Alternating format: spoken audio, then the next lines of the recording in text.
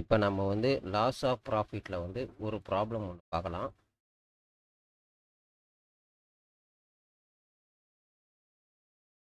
when change in trend of sale given increasing cost of work is not given.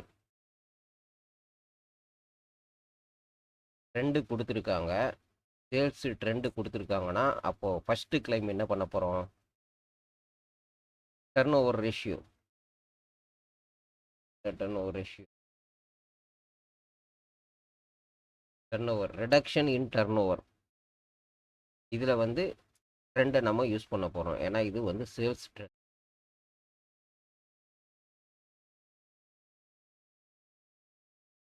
ஒரு டேட்டாவாக பார்க்கலாம். Fire occurring in the premises of Ganesh Flower Limited 1/5/1989. அப்போ வந்து இது accounting year 89 to 90. Company as profit of loss policy 2,40,000. Sales from 1/5/1988 to 30/4/1984. இது வந்து standard turn over. ஏன்னா fire ஆகிறதுலேருந்து 12 month தள்ளி வச்சுருக்காங்க. இது வந்து ஸ்டாண்டர்டு டர்ன் ஓவர். ஏற்கனவே நம்ம பார்த்தோம் இல்லையா, ஸ்டாண்டர்டு டர்ன் ஓவர்.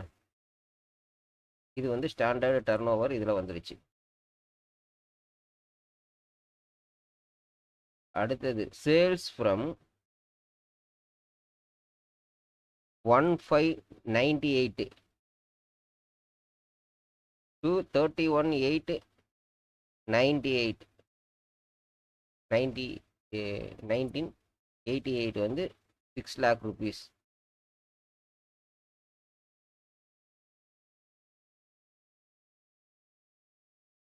இது வந்து previous year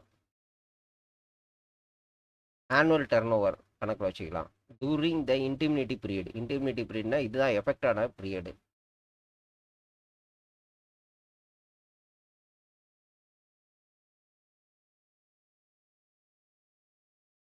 which last 4 month sales is to be 80,000. இந்த 80,000ன்றது என்னது? Affected period turnover. Company made up its accounts 31 December. Profit and loss accounts of 1988. இது ப்ரீவியஸ் இயரோட ப்ராஃபிட் அண்ட் லாஸ் அக்கௌண்ட் கொடுத்துட்டாங்க. எவ்வளோ purchase பண்ணாங்க, ஸ்டாக் பண்ணாங்க, manufacturing expense, net profit. இதில் நமக்கு வேண்டிய ஒரே மெயினான விஷயம் net profit. Previous accounting year sales. இது வந்து accounting year turnover. Fixed expense standing சார்ஜஸில் வரும். ஃபிக்ஸ்டு எக்ஸ்பென்ஸும் வேரியபிள் எக்ஸ்பென்ஸும், வேரியபிள் செல்லிங் எக்ஸ்பென்ஸும் வராது. இது வந்து ஸ்டாண்டிங் சார்ஜில் வரும். Compare the sales of first 4 months 1987-89 as to with this of 1988. It was found sales of 20% higher. First இந்த 4 மந்தில் வந்து 20% ஹையர் ஆகிருக்கு. அப்படின்னா ஃபயர் ஆனதுக்கு அப்புறமும் அதே 20% ப்ரீவியஸ் ஸ்டாண்டிங் இயரில் இன்க்ரிமெண்ட் பண்ணணும். Profit and loss. ஓகே, இப்போ இது சேல்ஸு டர்ன் ஓவர் வந்து இது வந்து standard turn over.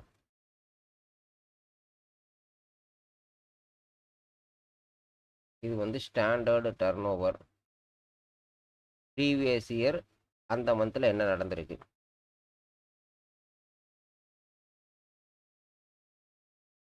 Increment previous இயருக்கு இன்க்ரிமெண்ட்டு 20%. அதை வந்து ஆட் பண்ணணும். எதை டிக்ரீஸ் பண்ணணும்? எஃபெக்டடு பீரியடு 1/5/1989 31/8/1981. இந்த 3 மந்தோடது ஆட் பண்ணணும். ஷார்ட் செல் வந்து 6,40,000 வந்துருச்சு. ஓகே, இதில் இருந்து என்னென்ன டேட்டா எடுத்துன்றது இது. அடுத்தது கிராஸ்டு ப்ராஃபிட் ரேஷியோனா நெட் ப்ராஃபிட். நம்ம ஏற்கனவே இங்கே மார்க் பண்ணி வச்சுருக்கோம் இல்லையா, net profit. Standing charges, standing சார்ஜஸ்ன்றது fixed expense divided by sales for 1988 பண்ணோமா, 1988 அது இங்கே வந்துருச்சு. ஓகே, இதெல்லாம் போட்டாச்சு. 15% crossed profit. Crossed profit into short cell 96,000 வந்து லாஸ் ஆஃப் ப்ராஃபிட்டு. இப்போ 100 பீஸ் விற்கிற இடத்துல 2 வந்து 120 விற்றுருக்கணும். பட் நமக்கு வந்து கம்மியாக வந்ததுனால இவ்வளோ தான் கிளைம் பண்ண முடியுன்றது தான் சிம்பிளான ஒரு ஃபயர் ஆகிடுச்சு. பட் வந்து ஒரு 40 பீஸ் தான் விற்றுருக்கு அப்படின்னா இதில் ஒரு 60, ட்ரெண்டில் ஒரு 20 அப்படின்றது அந்த பர்சன்டேஜில் தான் இது வரும். இது ஒரு மெத்தடில் ஃபஸ்ட்டு கிளைமை வந்து கண்டுபிடிச்சாச்சு. ரெண்டாவது கிளைம் வந்து கொடுக்கல. இதில் என்ன கொடுக்கலன்னா காஸ்ட் ஆஃப் கொடுத்துருப்பாங்களே,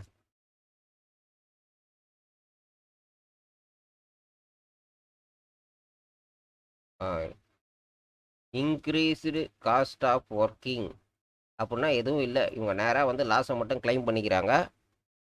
செகண்ட் கிளைம் இல்லை, நாட் கிவன்னா இல்லை. அப்போ ஃபஸ்ட்டு கிளைமை நேராக போயிட்டு அப்ளைடு டு த ஆவரேஜ் கிளாஸில் அப்ளை பண்ணிக்கலாம். ஆவரேஜ் கிளாஸில் போன year turn over 12 month 20 lakhs rupees, 20 lakh rupees. போன இயருங்கிறது ஆனுவல் இயரு பார்த்தா இல்லையா, 20 lakhs நேராக போட்டாச்சு. இன்க்ரீஸ்டு இந்த 20 lakhsக்கு எவ்வளோ இன்க்ரீஸ் ஆகிருக்கும், 20% ட்ரெண்ட் இன்க்ரீஸ் போட்டோம் இல்லையா, அது போட்டாச்சு. கிராஸ் ப்ராஃபிட்டு, இதனோட gross profit amount of policy profit, இது வந்து டோட்டலு. இது adjusted annual profit, annual turn over.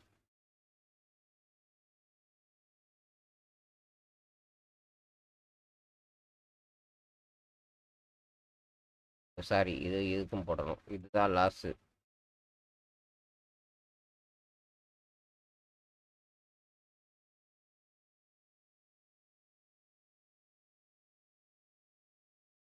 Already loss of profit இங்கே போட்டாச்சு. ஓகே, இது ஆவரேஜ் கிளாஸ் போட்டுடலாமா.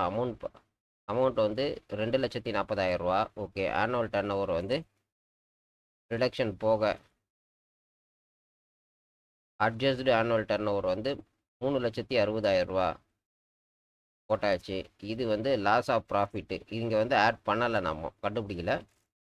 ஏன்னா ஒரு டேர்ம் தான் கொடுத்துருக்காங்க, இன்னொன்று கொடுக்கல. இன்க்ரீஸ்டு காஸ்ட் ஆஃப் ஒர்க்கிங் வந்து கொடுக்கல. நம்ம கிளைம் பண்ண வேண்டியது 64,000 ரூபா தான் ஃபைனல் கிளைம். நம்மளால் கிளைம் பண்ண முடிஞ்சது. ஸ்டெப்ஸ் என்னென்ன எடுத்திருக்கோம், கொஸ்டின்லேருந்து ஸ்டாண்டிங் சார்ஜ் எடுத்துருக்கோம், ட்ரெண்ட் இன்க்ரீஸ் எடுத்துருக்குறோம், எஃபெக்டட் பீரியட் எடுத்துருக்குறோம், நெட் ப்ராஃபிட்டு டேட்டாவிலேருந்து எடுத்துருக்குறோம், ஸ்டாண்டிங் சார்ஜுங்கிறது ஃபிக்ஸ்டு சார்ஜ் எடுத்துருக்குறோம். இதெல்லாம் எடுத்து கிராஸ்டு ப்ராஃபிட் ரேஷியோ பொறுத்திருக்கோம். லாஸ் ஆஃப் ப்ராஃபிட்டு எவ்வளோ வந்து லாஸ் ஆகிருக்கு, டர்ன் ஓவரில் loss, short sell into GP ratio போட்டு ஒரு அமௌண்ட் போட்டோம். நெக்ஸ்ட்டு ஆனுவல் டர்ன் ஓவர் போட்டாச்சு. அதில் இன்க்ரிமெண்ட்டு, ஆனுவல் டர்ன் ஓவரோட இன்க்ரிமெண்ட் எவ்வளவோ அதை போட்டு அதுக்கு பர்சன்டேஜ் 15% போட்டு இதுதான் வந்து போன இயரோட ஆனுவல் டர்ன் ஓவர். இது வந்து சேல்ஸு, இது வந்து ப்ராஃபிட்டு. சேல்ஸுக்கு போடக்கூடாது, ப்ராஃபிட்டுக்கு தான் போடணும். போன வருஷம் வர வேண்டிய ப்ராஃபிட் வந்து 3,60,000 ரூபா வந்திருக்கணும், ட்ரெண்ட் இன்க்ரீஸ் ஆனாலும். இது வந்து சேல்ஸு. லாஸ் ஆஃப் ப்ராஃபிட் வந்து 36,000 ரூபா இருக்குது. ஓவரால் ப்ராஃபிட் வந்திருக்க வேண்டியது அட்ஜஸ்டு டர்ன் ஓவர் இவ்வளோ வந்திருக்கணும். இப்போ வந்து பாலிசி அமௌண்ட் போட்டாச்சு. Adjusted turnover annual turnover போட்டாச்சு, லாஸ் ஆஃப் ப்ராஃபிட் போட்டாச்சு. லாஸ் ஆஃப் ப்ராஃபிட் இதுக்கு இவ்வளோ எடுக்கலை. இதுவே அமௌண்ட்டு இந்த adjusted turnover annual turnover அளவுக்கு கரெக்டாக எடுத்திருந்தாங்கன்னா இந்த அமௌண்ட்டுக்குள்ள ஃபுல்லாக வந்திருக்கும். அதை விட கம்மியாக எடுத்துருக்கிறதுனால அந்த ப்ரொபோஷனலுக்கு 64,000 வந்துடும்.